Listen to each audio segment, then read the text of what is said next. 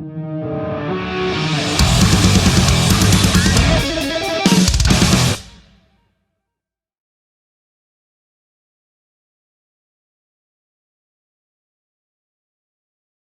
you, homie? Good, man. How are you? Oh, I'm bloody good. I'm up now. Was that the delay where I wasn't showing up or I was all frozen? And then you're like, there he is. Yeah, it must have been because it was like nothing, and then all of a sudden it was just like, whoa, man. Just come out of nowhere. You know what? This is really, we are rolling already.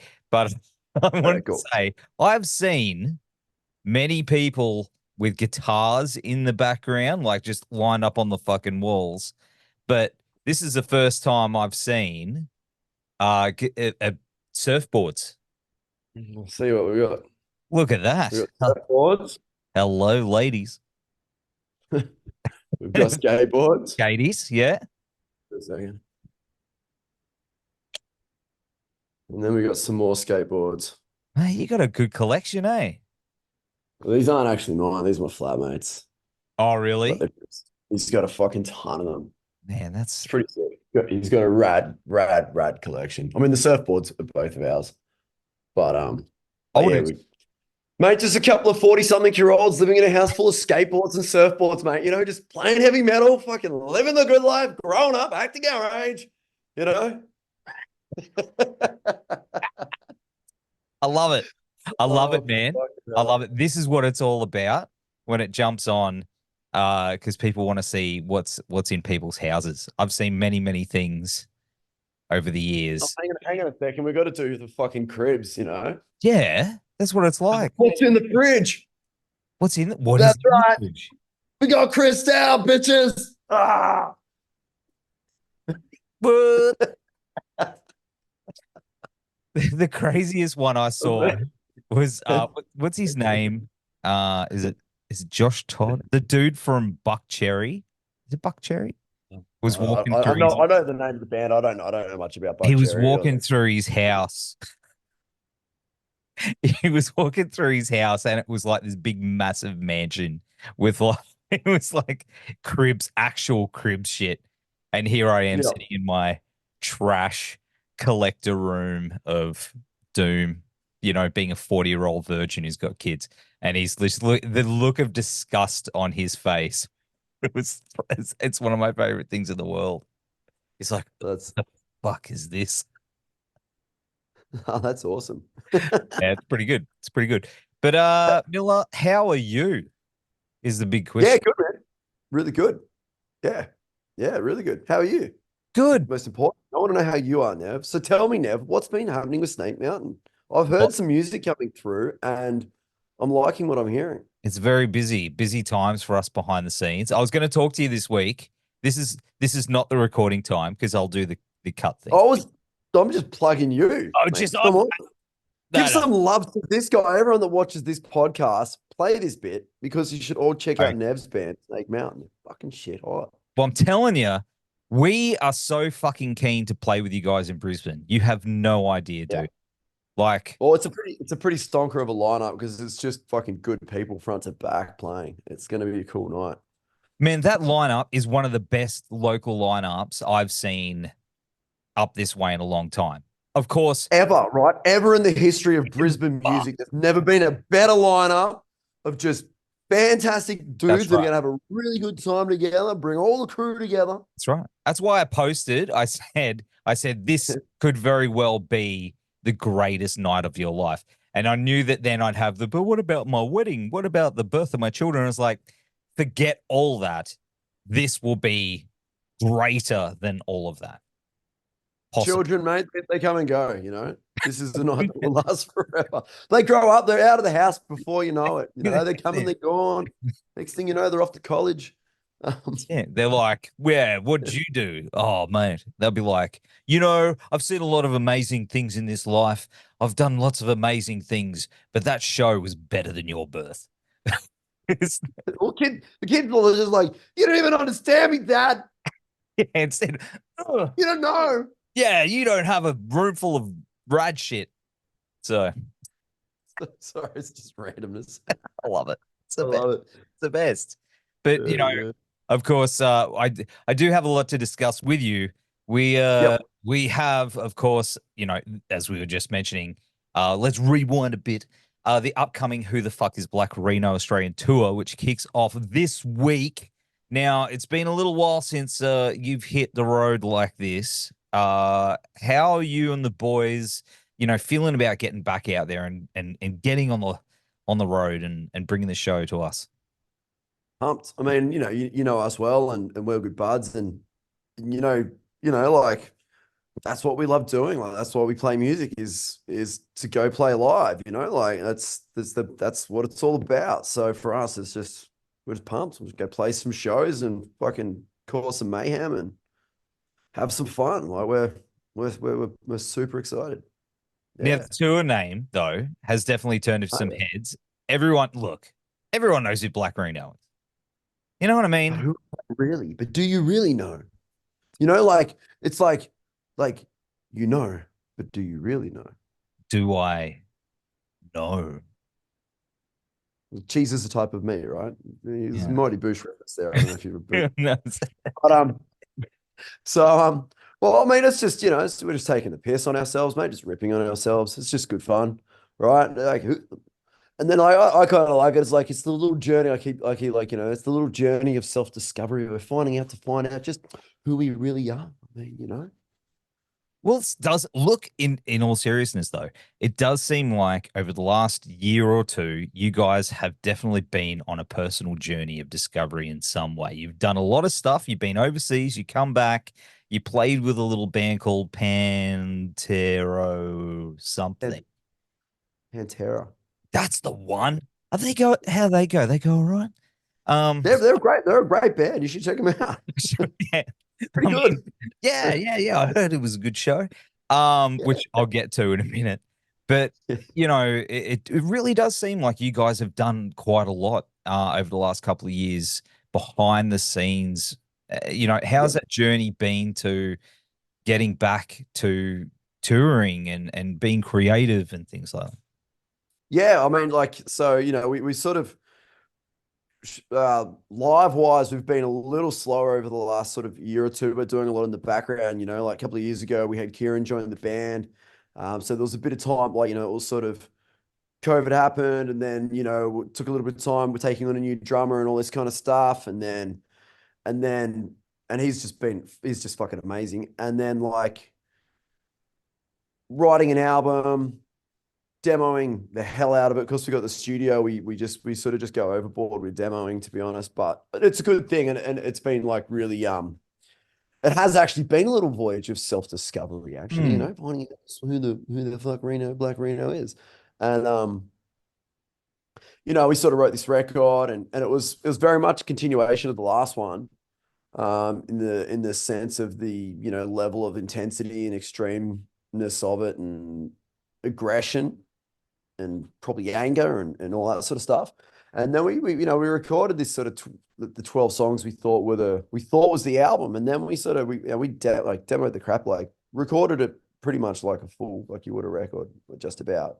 Didn't put the effort into the mixing, but we put the effort in, and into the tracking, and putting it down well. And then we listened to it, and we just like sat on it for a bit, and we were like, nah, let's change this. So then we like some of the songs we completely rewrote, from like hectic grindy songs to just party groove songs, and like they're taking the same main three riffs and just taking the blast beats out and putting groove rock stuff in there, and just flipping it around. And it's still heavy. It's still Reno in that sense that it's still got, we're going into grind sections here and there, and blast bits and all that sort of stuff. But we just sort of like readjusted the percentages of how much there was groove to grind, and groove, like extreme to party, I guess, like. And then so a bunch of the songs we completely rewrote, a bunch of them we scrapped, wrote a whole bunch of new ones. And like it just took it back to, I think, a little bit of the vibe that we started with, but just in a much better nuanced way. Like the first EP was pretty it had heavy stuff in it, but it was also pretty party and pretty rocking. And then Yeah. the next record, we're touring at the top, like after that EP, we started touring with bands like Napalm Death and fucking King Parrot and Psychroptic and Revocation and all this sort of stuff. And we listened to a lot of really heavy music, and we were playing with heaps of heavy bands, and we were just getting in the studio, and that's what we were writing. That was us at the time, heavy. We were just getting more and more extreme. And then, I don't know, we just sort of looked back at what we're doing, and we were like, you know what, let's not write the same record again. So here we are talking about the record that we don't even know when we're releasing it, but fuck, it's cool. Oh man, I'm pumped. I'm So so we sort keen. of, we spent a bunch of time in the background, like sort of more just focusing on that. Like, let's Yeah. just get this right, because it is hard to put all that energy into really stripping back what you do and really fucking having a good hard look at yourself in the mirror. And then also being able to like try and play shows every weekend, because we all have day jobs. It's not like any of us live off this. So there's only so many days in the week and whatnot. So yeah, we sort of stepped back a little bit from shows. We're still playing shows, but we stepped back a little bit and just sort of focused on that. And then we went off and recorded with Machine the producer, fucking legend, over in Austin last October. So we've got a new record sitting there. We just got to work out when the right time is to release it. There's so much like it's really easy to grab a record and just put it out. Hey, here we are. Here's a new record. Do a little PR campaign and just sort of release it. But I think we want to try and make something special for it. So we've got some things we're working on in the background to do with like content around it and how we want to go about doing it, and just working out those plans, because if something's worth doing, it's worth doing right, and we just want to make sure we do it right. And all this time preparing it, we want to make sure it's cool. So Yeah. So then, it's like, well, we don't know when that's coming out. Like, it might be at the end of this year. It might be at the start of next year. Don't know. Like, it could be a year and a bit after recording it. Who knows? You just got to make sure that you don't fuck it up, because once it's out, it's out. You want to make Yeah. sure you do it right. That's right. So, and it was like, well, let's go fucking tour. So we're going to take a couple of the new tracks on the road, and we'll be playing some. And we fully retwisted the set too. We're playing a bunch of tracks from the records we haven't played for a while, and from the original, previously released stuff, which is some super fun songs. And there's a good mix of intensity and a good mix of party in there. And and let's just go fucking play some shows and just get the Rheno, greased up and get it nice and greased up. Back in that. Trying to reference that Simpsons fucking thing. What's his name? Willie. Willie. Grease me up. Grease me up, woman. I'm going in. That's the one. Something like that. You know what I'm saying? Through the vents. Man,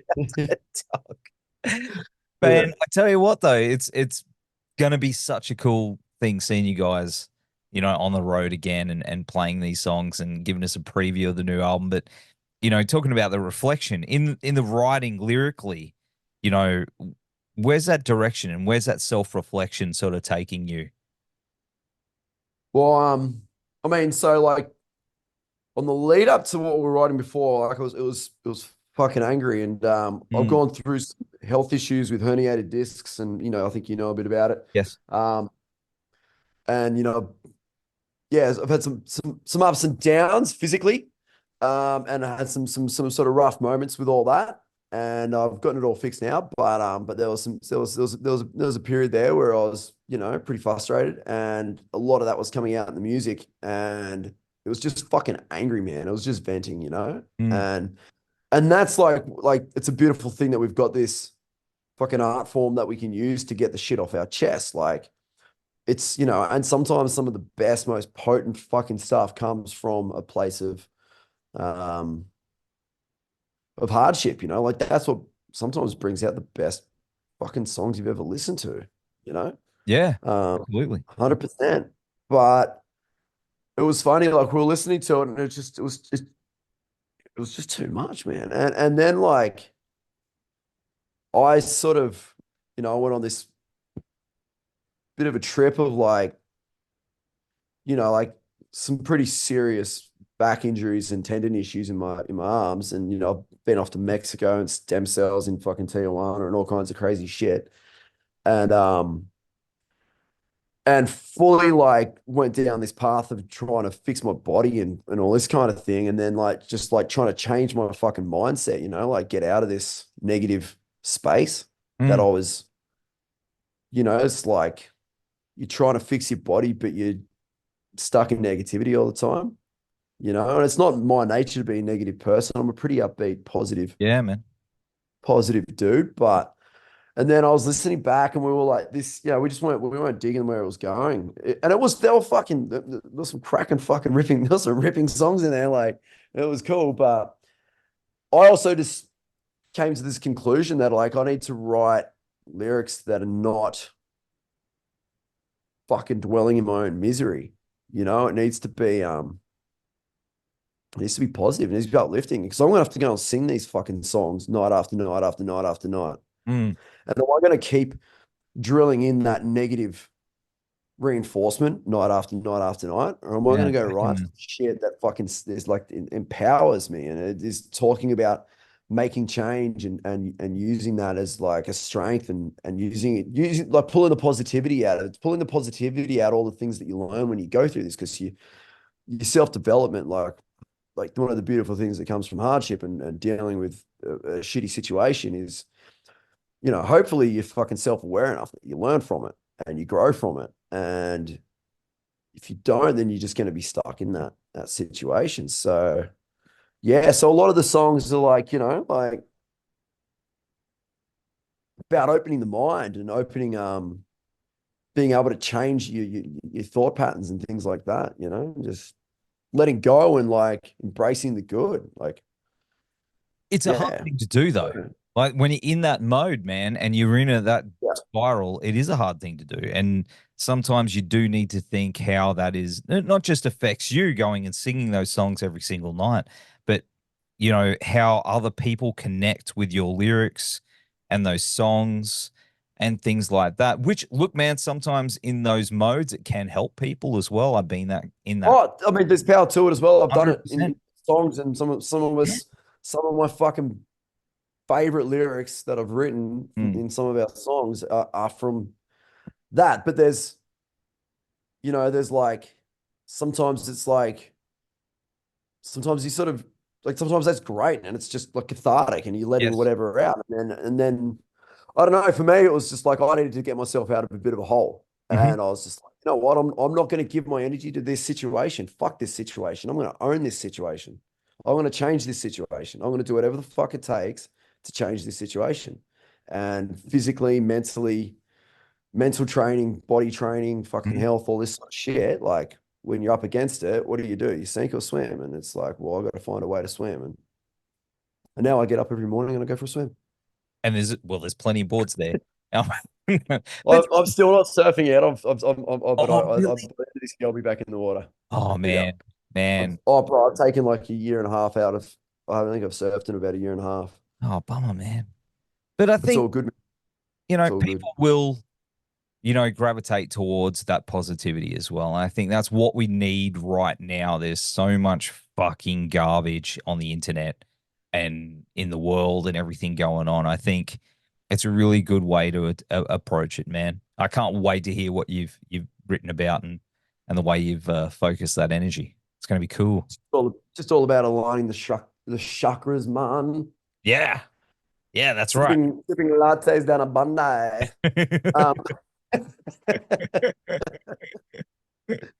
And just feeling my heart center, and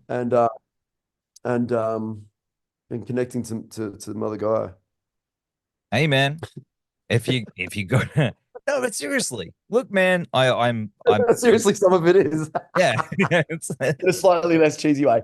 I'm ripping on myself massively, but yeah. But man, it's all good things, man. It's all good things, and you got beers now too. I think that's kind of the cool thing. You got Black Rheno Pale Ale. Yep. Black Rheno Pale Ale. Well, yeah. I mean, like, Six Strings Brewery, they're like fucking cool. As the CEO's a mad metalhead, the dude that runs the thing, he came down to the Pantera show in Adelaide. Like, he was there.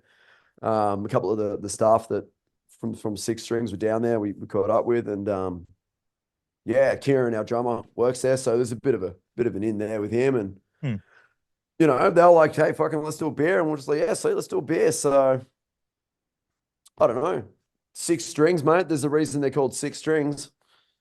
You know, is it going to be in cans? Is it something that you can find it's kegs. on the tour? It's kegs. So they're shipping out Black Rheno kegs, and we'll have like the Black Rheno tap. So you just go out the bar and get a schooner on this tour. Yeah. Brisbane. Not at every single show. I think there's one or two, because you know, every now and again there's a venue that has like a deal. You know, they might have 5 taps at their bar, maybe one of the smaller bars or something, and they've only got like 5 taps, and they got a deal with. So, you know, but I think it's at like the majority of the shows, like 80% of the shows. I'm pretty sure Brisbane. Yeah, most of the shows. Let's go. Let's see how many I can have before I play. Fucking all right. I'm just gonna. The boys are gonna see this and go like, "Fuck you, Will Nev." Behave yourself. But of course, I was talking about Pantera. Oh, you can drink the beers for me. I stopped drinking last July for this whole fucking health fucking shit. We got our own beer and I don't even get to drink it. Oh, not even a little, like, you know, like a swig in the. Oh, mate, I'm having a taste. Don't worry about it. Yeah. A little sniff. You know, I don't know what the wine people do. You know, they hold. I don't know. But I'll cleanse the palate. Yeah. I'll have like a little glass of water and wash it out. Take a sip. Spit it. No, fuck that. Oh, shit. Sorry. I do that a lot. Yeah, it's good times. Pantera, man, like that, as we mentioned before, that is, I saw the photos, dude. It's fucking mind blowing. Like, moment looking at all that crowd, and I had goosebumps, dude. I had absolute, and it makes me, as not just a fellow musician that I respect, but also my friend. Fuck, I was proud of you guys. Fuck, cheers, man. Yeah, it was I mean, it was super special. Like, I think that's I mean, it's hard to wrap up in words, because like, as so many of us, that's what we've grown up listening to. Like, fucking been on repeat through all my life. And like you never like, it's just, it wasn't like that kind of thing is never even something to even think like, oh, I want to try and do that one day, because for obvious reasons we knew that wasn't going to happen, and then that opportunity happened, and you know, man, like, feel pretty special to get invited onto that. Like, it's fuck, it's hard to describe. It's pretty cool. It was a pretty special night, man. How was Phil and the boys? Did you get to them? We didn't get to hang out too much. We've hung out with Phil when they came out last time, when he came out with the Illegals. We did a few shows with them then, and we spent more time with him then, because we did a few shows, so there was a bit more time to hang out. Whereas instead of just being in and out, you know, and he was super humble when we the first time we met him. He was super welcoming. It was funny. Like, I turned around and there's Phil, and he comes up and shakes my hand and gives me a hug and welcomes me and thanks me for being there, and I'm just like, what the fuck? Like, thank you, bro. You know, like, we did on that tour the first time round. That was when the Illegals, Phil and the Illegals were doing, they first started doing the Pantera set, and the first set they did was Frankie's. And I remember we opened up King Parrot them, and man, like Frankie's was just absolutely cooking. I was like fucking crowd surfing whilst I'm singing, and just crawling over the cables on the ceiling with my hands and feet, like, people just insanity. And then we're all hanging out down the back room there, and King Parrot were playing, and we're at the back, and Phil's just telling us all these fucking stories from back in the day, and we're just sitting there just going, oh, what the fuck, this is just gnarly.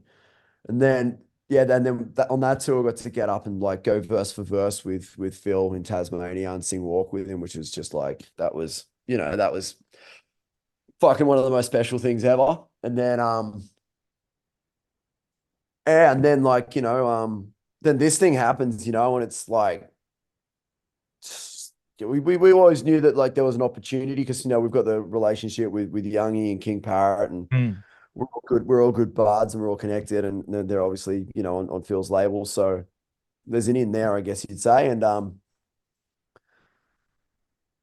but yeah, you know, then you find out it's gonna happen, and you're like, holy shit. And you know, like, man, and then playing with King Parrot as well, like, you know, they've been such a yeah, man, they're great fucking dudes, man. Like they're fucking nut fucking bag, mental fucking case legends. Like they're just the best version of that, you know. They're just the fucking sickest band live and just good dudes and just all for it. And we played heaps of shows with him, and Youngie, you know, Youngie works with us, and he's, you know, we've been under his wing and for the years and got a great relationship. So he's our fucking brother. They're our brothers, you know. It's like, yeah, it's like it's the perfect fucking storm. And then, you know, getting down there and you see, like, we're standing in the hallway, and then like I turn around and Zach's just walking down. He's just like, "Hey, brother," slash me five as he cruises through, and I'm just like, "What the fuck? This fucking Zach, man, it's wild." He's just got these fucking tree trunk arms, you know. He's a fucking unit, man. Beast, though. The dude's a fuck. He must be pumping fucking iron every week, and just a good energy coming off him, you know. He just has this great energy, you know. And we didn't hang out like all that much, quick hello and all that kind of stuff. And you know, and then when we played, we sort of, you know, we're up first. It's like 7 p.m. on a Tuesday. So, you know, like you're like, okay, it's like everyone's getting there straight from work on a Tuesday afternoon. How's this going to go? And there was probably 3,000 when we started, maybe 5,000 by the end of the set. You know, people are filling in. People are still out, you know, obviously waiting for Pantera out in the room wasn't completely full, but I mean, there's a ton of people there. And man, the vibe was good. You know, a few people jumping around, but every song, everyone was into it, and yeah, the vibe was just a great vibe. And then like most of our set, Phil standing side stage, just going, not this, you know, not long. It's like pretty surreal, man. It's pretty unreal. Yeah. Wild times, man. It's wild My times. dad actually surprised me, and he's never seen my band before. He's seen my previous bands in the younger years, but he's never seen Black Rheno. Wow. Never seen a metal band before. And he's a caravanner. I mean, his missus, they like getting in the caravan, and you know, they're retirees, you know, grey nomads or whatever they call them. Yeah, that's it. And Yep. anyway, so I'm walking around backstage, and my brother came down with us, and me and my brother are walking along to whatever, walking through the back area. And I turn around and my dad's standing there with his partner. And I'm like, fuck. And it just like caught me so off guard. And I'm like, what the fuck are you doing here? And he's like, good to see you too. I'm like, no, like, what are you doing here? So what he'd done, him and his partner, they'd fucking caravan down to Adelaide from the Central Coast. They live on the Central Coast with the caravan. They took like a 2-week drive to go down there. And then they walked around the venue until they found a security guard and convinced them to let them in, and saying, "Oh, my son's playing. I want to surprise him." And so I'm like, "Dad, your first heavy metal concert at the age of 77, and you've snuck into a fucking Pantera show." Jedi mind trick that shit. What the It's fuck? like, you let me in Like, you fucking real boss, mate. How good is that? That's amazing. That's And such he's like the Brady 180. He barely listens to music, let alone fucking heavy metal. And he's just like, yeah, it was pretty funny. How was his reaction after you Oh, stomped around? he thought it was great. Yeah, he loved it, you know. He's so proud of you. Mate, when you walk out, he's just blown away. We're all blown away. You walk out to this like massive fucking, you know, like that's the biggest room we've ever played. It's just this huge space. And especially when it's empty and you got all this stage and all the gear, and you're just like, this is big boy shit, you know. This is like, yeah, it's just a different vibe. It's cool. Man, that is cool. That is cool. It's something you know you're gonna live with forever. You know, it's yeah. massive. Oh man, and then like Pantera fucking play, like, you know, and then oh, you forgot to mention that, like, and then Pantera played, you know, like it's just a fucking perfect night, man. And it's just like, you know, and a couple of our best mates, you know, from the band, like just some friends came down, you know, and there was a lot of really cool people down there that you know through metal. That's like everyone's just so happy. Everyone's Yeah. just so fucking happy. Heaps of just love and hugs, and everyone that we were catching up with was just, you know, and then we're just fucking standing out there, just like, yeah, just it was just very surreal. The whole thing was very surreal. Yeah. That's awesome, man. That's so good. But man, in the meantime, though, Got to get on stage and sing walk with them as well, which is pretty again, cool. is that what happened? Yeah. Yeah. So us and the King Parrot boys and a couple of other people jumped up and we just did the chorus, you know, come on, sang a couple of choruses. Man, that would have been incredible. Yeah, it was cool. It's cool. Dude. So, of course, I mean, we got this tour coming up. Who the fuck is Black Rheno, which is you guys? Man, what else is on the horizon past that? What's, you know, you got the new album on the way, which is you're still working that out. But have you got something else you got cooking up? I got plenty of things cooking. You're always cooking. I got plenty of little things cooking in the background. Nah, just cruising, man. We're just getting ready for this. Essentially, that's it. You know, just the record will be the next big thing whenever that comes out. We're not exactly sure. So at the moment, we're just hit the road, play shows, fucking have a good time, and you know, the hard work is sort of done on the record in that sense. Mhm. So now it's just kind of like let's just go and enjoy ourselves for a bit before we start that whole, that whole thunderstorm of putting that all out and getting that going. Big journey. So yeah, East Coast tour. Fucking yeah, let's do it. This starts next week. Yeah, let's go. So, mate, thanks again for hanging out on the show. It's always good to see you.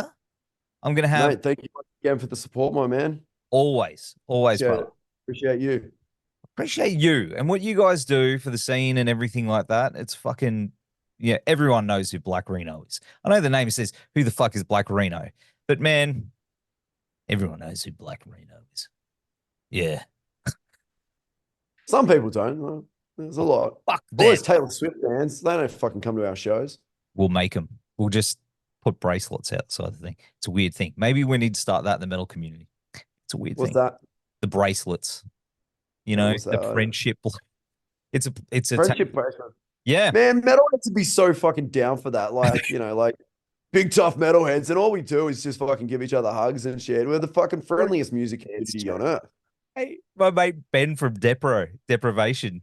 I said, what's that? And he goes, he's got a Taylor Swift. He's a Swiftie. He's like, I'm fucking. Hey, I'm like, I didn't expect you to be a Swiftie. And he's like, yeah, man, I've got the bracelet and fucking everything. My daughter's into it. She's got all the bracelet. Maybe that's what metalheads need to do is have some kind of thing like that. Yep. Swap friendship bracelets. 100%. I'm gonna plug the dates before I go. Oh, just yeah, let's go. And yeah. if you're up for it to keep going after this, I'll have a quick normal everyday chat. I just want to know. Oh, yeah, cool. So I 100%. can. So we are playing New South Wales. Elton Chong's at Penrith on May 10th. 11th at fucking Wollongong, Dicey Riley's. 12th at Simo's Dive Bar. A sick boat flew around Sydney Harbour. And then the next weekend, we're going to be in Ballarat on the Thursday night. Friday night, we're going to be in, I think, Geelong. And then Saturday in Melbourne. And then we're going to the third, what's this, the 25th, the weekend of that. We're going up to Brisbane. We're playing the Gold Coast, Nambour, and Brisbane, and the Gold Coast. I think I said all of that. And then we've got another show somewhere else after that. So that's what we're doing. And if you didn't get that, I'm going to have all the links down here in the show notes and on the website. And I'll have a little picture that'll block my big fat head out while you're reading it out. So. Legendary. Well, brother, we will see you very, very soon. I wish you and all the boys the best of luck this week, and we will see you on the Goldie and Bruce Vegas. Legendary. Thank you.